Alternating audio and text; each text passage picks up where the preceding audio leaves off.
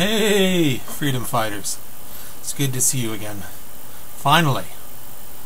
Well, I tried to put up a video last week, but somehow there was a fail. I tried several times, and several times it failed. So I don't know if it was YouTube or if it's something I was doing. But I hope the video now that I'm shooting will get to you, and you'll be able to watch it and enjoy it. I mean, I enjoy making the videos so far. It's new to me, and I was going to try to make a video every day, but that's just not going to be possible. So what I thought about is maybe making one twice a week. You okay with that? You can live with me only doing twice a week? I mean, it's a big thing, and I like doing it. And I mean, there's lots of things to talk about. I mean, you can talk about stuff going on in the world, the journey through weight loss, which I'm still on, thank goodness. I mean, fight temptation every once in a while, wanting to give up and say, well, forget it. You know, I don't want to do this anymore, but you know what? I do. I mean, it's for a lifelong healthier and happier me. And I know that, you know, weight is always kind of one of these taboo subjects that's talked about, you know, and you talk about it, but no one really listens to what's being said. Well, that's sad. I mean, because, you know, weight is something that they're like my size, you know, get shamed about. People talk about it, you know, they're unkind, you know, which is, you know, cruel, you know, very cruel and cutting, you know, and it does, you know, we're people too, so it hurts us when people say things about, you know, about your weight. But I mean, the approach I have now to it is, you know, if people are going to say something, they're going to say something. If it makes them feel better about saying it, well, you know, oh well. You know, I can't get any kind of joy or anything out of it. I mean, if it makes them happy and feel better about themselves to make fun of me or anybody else who's overweight or who's going through the similar journey that I'm going through, well then, I mean, it's just to build their self-esteem. And I hope the self-esteem of those who, you know, are getting ridiculed and going along the journey, I hope they stay strong. I hope their self-esteem gets restored to them and their self-confidence, because you know what? You're doing the right thing if you're going to get help for it. I mean, I want people to watch these videos who are going through similar things as well, to know that they're not alone. And, you know, even after my journey kind of, what's the word I'm looking for? I'm looking for a special word, really. When it kind of levels out, you know, where I've been on the program for so long and have gone through all the meetings and have gotten appointments and become a candidate for the procedures that they have already planned. From that point, you know, I still can plan on continuing on my channel to talk and to share, you know, the journey. Because I mean, people think maybe that once you lose weight and you've had your procedure and, you know, you've gone through it all, that's it. Well, no. The journey has no end. I mean, if I were to look back now and talk to the 11-year-old me and say, listen, you know, you're going to go on one heck of a trip. You know, the 11-year-old me would be probably like, okay, whatever you say, crazy man. I mean, that's how I was 11 years old, though. I mean, okay, crazy man, whatever you say.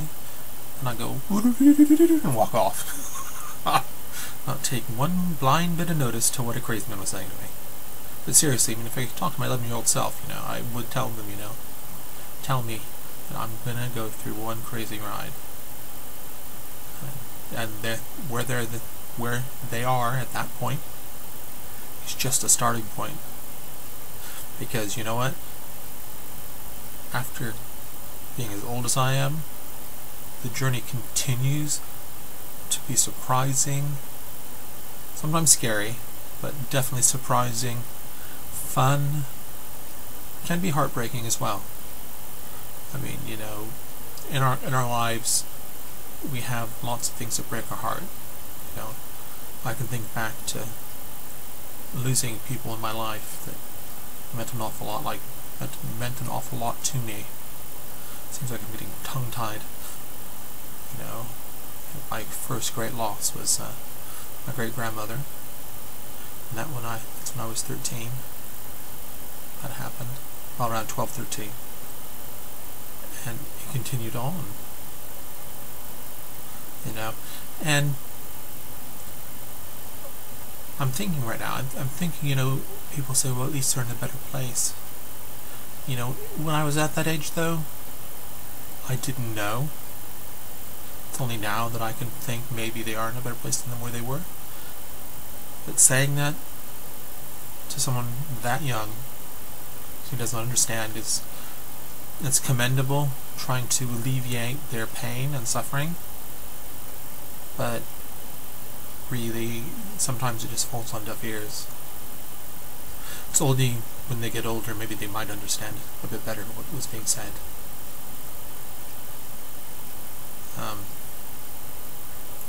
But you know, I loved everyone that has gone on before me now. You know, I miss my aunties, my uncles, my great-grandmother, my other grandmother. I can go through the list of people who've left. I mean, even in high school, I lost a friend in high school. You know, and it was sad. We got a bit of counseling from the high school counselor who wanted to talk to her friends. And, you know, they told us exactly what had happened, and I really don't want to go into detail about it because it's not fair. She couldn't come and defend herself or kind of set the record straight to how I'm recalling it. But things happen in our lives, and they shape us along the journey. And don't shy away from those things that shape you. I mean, something that I've never shared, I was in the Army. Can you imagine someone like me being in the Army? That's insane. Truly. You couldn't be in the Army? Of course I was. And I enjoyed every moment of it. Okay, going out on bivouac and being outdoors on maneuvers, not so fun. But everything else, oh, that was great. I made some friends there. I learned some really good ways of trying to become an adult. I mean, honestly though, I don't think I grew much until I was in my 30s. Because, I mean, I could look back now, and there were times where I definitely in my 20s was so immature. Couldn't believe it. But of course people develop differently. And of course they say girls develop better than boys. Girls, they're all more kinda smarter and brighter than us. You know, girls look at us like we're dumb as a box of rocks. But you know what? Eventually we mature, find our comfy chairs, fight over the remote control, say we're going to watch the footy,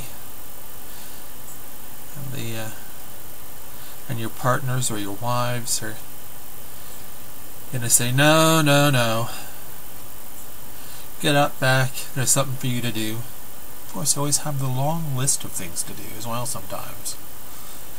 But you know what? You learn from that,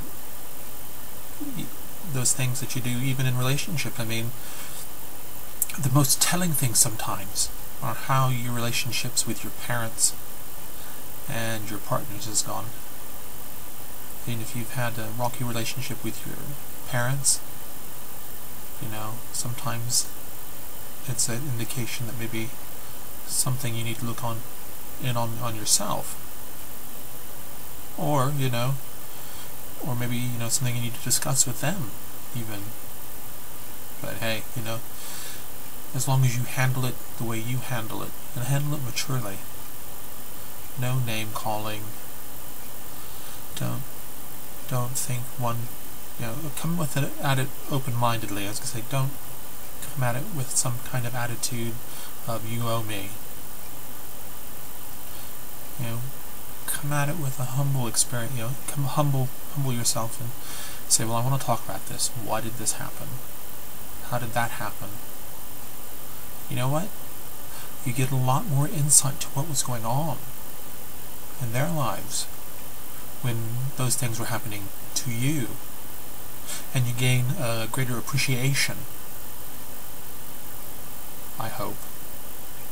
Yeah, I hope to see, you know, that they're human too, and they're just like you on a journey through life. They picked you up on the way, though, and at least, you know, somebody picked you up on the way, because if they didn't, who knows who could have had you. And your partners, treat them right.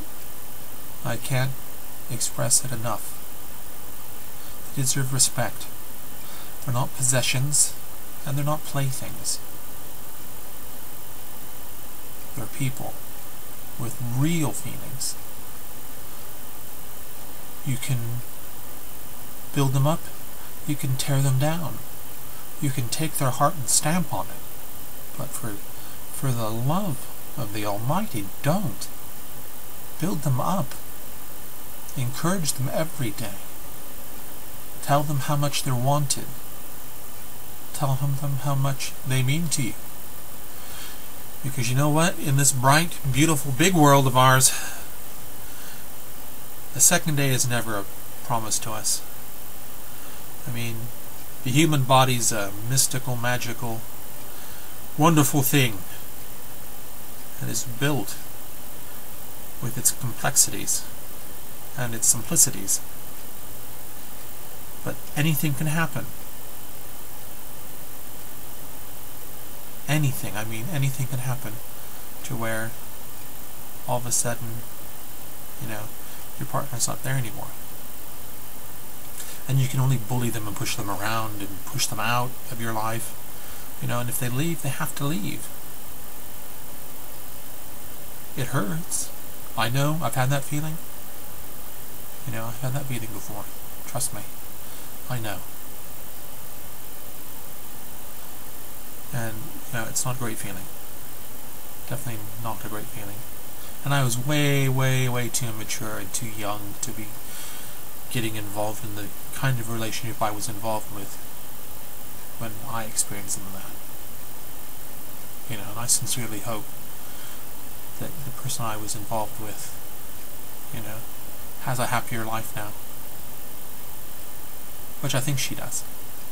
So, anyways, that's enough about that. Now, I remember, before I ramble on even more, I asked you a question last time. Of course, I owe you an answer. So the question I asked you last time was, if you could choose one actor or actress who has died, who is no longer with us in the living world, to play you in a film, which actor or actress would you choose? Okay?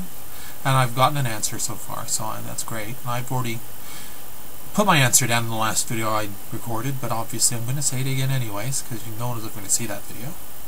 Just the sound cut out. I mean, it may have been longer than this one is, I don't know. But the person I chose was John Candy. I don't know, there was something about him. I really like him, you know. And to be sadly missed. Definitely. I mean, the favorite film that he made that I love is Uncle Buck. I mean, I try to find out, you know, on the television when it's playing, and I watch it, and I laugh, and he's just funny. And of course, it's got Macaulay Culkin in it, and it's just hilarious. And, well, and he was a big man, kind of like me. He's a bit bigger than I was, though, unfortunately. and I wish he was still around. I mean, my original answer was going to be Kenneth Williams, an English actor. And then I thought, no, you know what? I've only known about him for maybe 14 years. And he's done the Carry On films, you know, Carry On Doctor, Carry On Up the Khyber. I mean, that's his claim to fame, really, is those Carry On films. And he's done a couple of things. He's had an album out where he did a show, and it was Rambling Sid Rumpo. If you could find that out, that's funny. It's a funny CD. I haven't. I listen to it. It makes me laugh every time. And in Rambling Sid Rumpo, he sings all his songs, and he uses, I can't think of the name of the slang. There's a certain slang that's used. It's not Cockney rhyming slang, but it's slang. And he just uses so well in each of his songs, and it will make you laugh, and it makes the audience, because it's a live performance on the CD, it makes his audience connect with him and laugh. You know, it's really just really funny. But no, I choose John Candy. So now, another question for you, and I'll give you my answer the next video I make. If you could live in one world from a video game or a computer game, which world would you inhabit, and which game would it be? So let me know right down below in that magical box that appears beneath us. One for comments, questions, things like that. Of course, don't forget to subscribe. Hit that subscribe button wherever it points out to. And to rate the video with a thumbs up or a thumbs down. No, I won't be a sad panda if you thumbs down the video. I'll just say, you didn't get it. No, I'm kidding. It's up to you. It's your opinion. But I do hope you like the video. I do hope you don't mind taking a few moments out of your life every day. Or not every day. Every time I post a video. Because you know what? I think it's fun. I like doing it. I like sharing time with you out there. I like trying to make people laugh. I mean, I might share a photo or two in the near future, maybe. I had to think about that for a moment. I had to think about will I share it, won't I share it? I will, probably. Just because it makes me laugh. I mean, it takes me back to 2002, 2003, possibly. Maybe even more, 2004. And it's absolutely hilarious, the photo. And of course, if I ever were to meet with one of my friends again back home, I could beg and plead with him to scan in some of those photos of me when I was in my 20s, being wild and crazy and doing things I knew better than doing. But heck, I did it anyways. And well, it shaped me a bit, taught me a few lessons. Like, folks, I'll tell you right away, you know, tequila is bad for you. Naughty tequila. No, don't go drinking tequila. Well, and then I thought vodka was okay, but don't you do that either. No, it's up to you if you drink or not, surely. Don't let me shape what you do with your drinking habits. Personally, I like drinking water, and Diet Coke, and Diet Dr. Pepper, and tea, and all sorts of juice and stuff. But I'm cutting out the fizzy drinks. I have to, because when I become a candidate for the procedure, I shall no longer be able to consume drinks of the fizzy nature, because it'll irritate what's happening. And I'd rather go through the procedure and have no complications, and go through the procedure and have several complications, because that would be bad and painful.